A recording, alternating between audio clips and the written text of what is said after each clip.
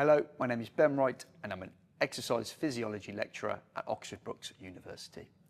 We will now explore the different blood vessels of the cardiovascular system. There are 5 major blood vessels that we need to be mindful of. The first we will look at are your arteries. And as we mentioned, the aorta is one of the largest arteries in your body. Typically, these are going away from the heart. So think arteries away. They're generally associated with oxygenated blood, which means they are adaptable to work in high volumes of blood. If you think of your left ventricle pumping a large volume of blood, this has to go through the aorta, through the arteries, and then into your arterioles. This houses large volumes of blood, which we'll look at when we explore cardiac output. Arteries have to work under high pressure because blood is being sent around the entirety of the body, and they are able to extend and also to narrow. The major principle of this is the term vasoconstriction and vasodilation. When we vasoconstrict, arteries become more narrow, which allows either faster transportation of blood to a targeted area, or it will also allow blood to be diverted away from a certain area and to be sent to more important areas.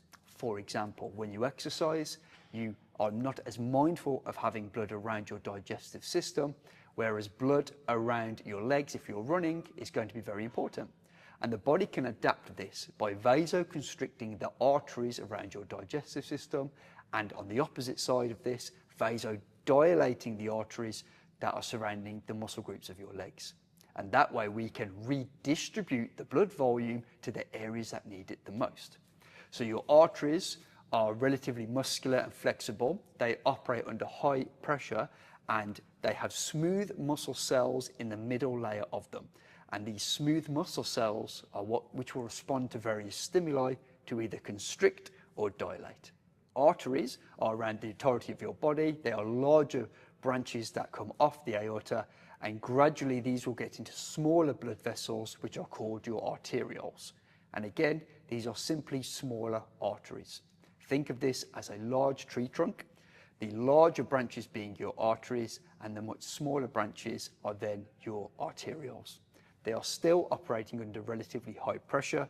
They still have the capacity to vasoconstrict and dilate, and they are associated with oxygenated blood.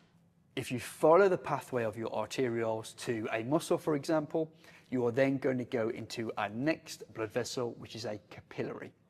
Capillaries are very, very thin, permeable structures which allow the transportation of molecules such as carbon dioxide and oxygen. They are generally referred to as one cell thick, which allows the movement of these gas particles between the targeted organ and the blood.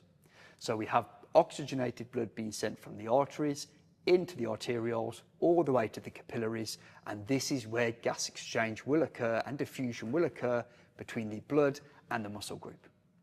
If this does occur and we are moving oxygen out of the blood and into the targeted organ, carbon dioxide comes into the blood, and then we refer to this now as the blood being deoxygenated.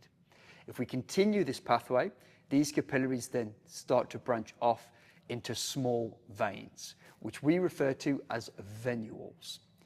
These venules will gradually become slightly thicker and move into larger veins, which we call veins. Now, these blood vessels are the opposite of arteries in which they are associated with deoxygenated blood.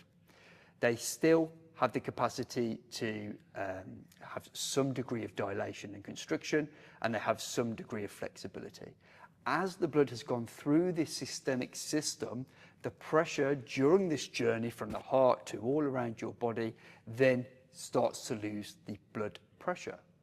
If you think of blood having to send all the way down to your feet, you have to return that blood all the way back to the heart. But to maintain that pressure can be quite difficult. So veins and venules are typically associated with lower pressure.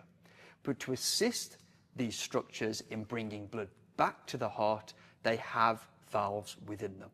And what these valves do is prevent the backflow of blood and the blood pooling within the lower extremities, for example.